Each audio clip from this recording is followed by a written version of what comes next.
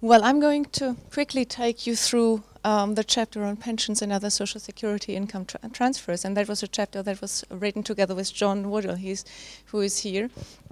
And also, but I'm going to start with kind of locating that in the broader set of redistributive policies.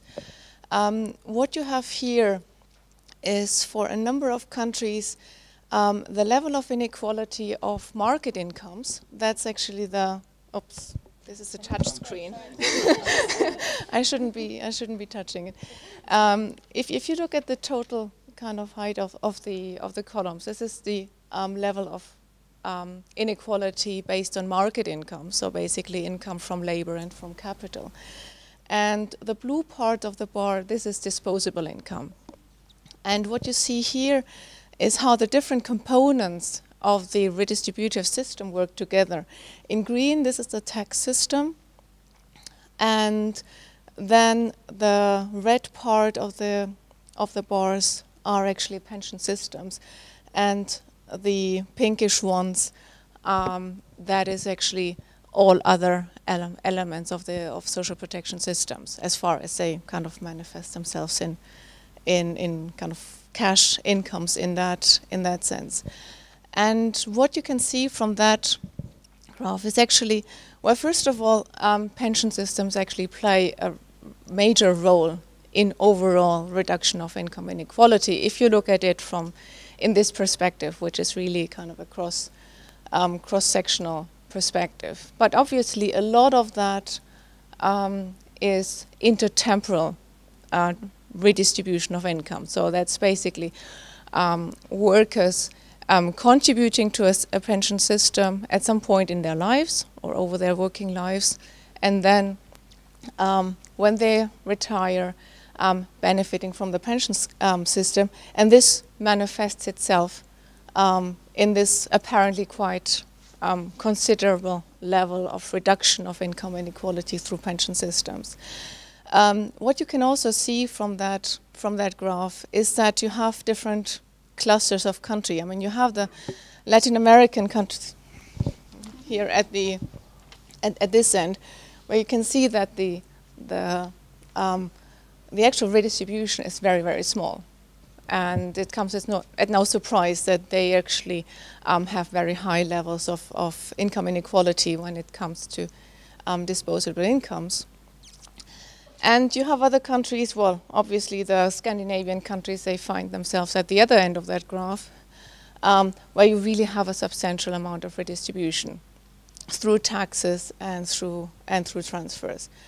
And if you compare some countries, I mean, you can have some of the Scandinavian countries, actually, for example, if you look at Finland, it has quite a high level of income inequality when you look at market incomes, but then the taxes and transfers, they play a very strong role in leveling out that level of inequality. And you have some countries like Korea and Taiwan here, which have a very different, that you have rather low levels of market inequality and low levels of redistribution.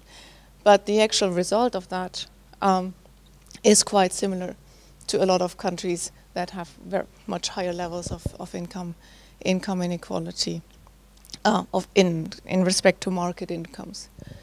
So this is the full picture, and if you're interested to read more about it, there's a chapter written by Malte in the book. So just to make some commercial to read some of the chapters of the book, and obviously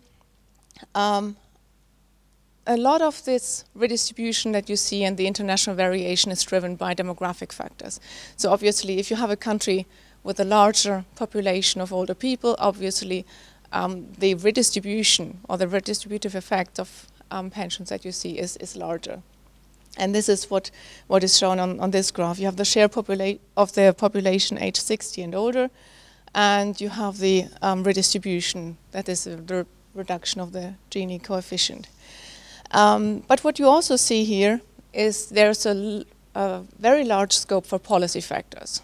So it's not just demographics, but it's also the way how the pension system is set up, how is the public-private mix, so in the sense of kind of how the different parts of the pension system work together, because what we see here is public systems. We don't see the effects of private systems, and then also how the overall system is set up, also with respect to the relationship between contributory pensions, that is social insurance pensions, and non-contributory pensions, that is universal pensions or pensions that are based on some kind of means test. And I would just like to just take out and highlight one particular point, and this is about pension systems and gender inequality. And that graph is actually not in the book that I've taken from the World Social Protection Report, but I thought I'll add it here because it demonstrates quite nicely how the different parts of pension systems work together. You have the basically the contributory system, which is the dark blue. This is mostly social insurance, and you have the non-contributory part of the pension system, which is either universal or means tested, and then in some countries you have a bit some part for voluntary coverage. And what you see here is that, well, basically across all regions of the world, women are less likely to be covered by the contributory system, but wherever the non-contributory programs exist, they play quite a kind of a leveling effect on women's pension coverage. However, this is only part of the story. I mean, obviously there's a very strong role to be played for non-contributory programs, but also it's not sufficient, because quite often the pension levels that you receive from those programs are very, very low.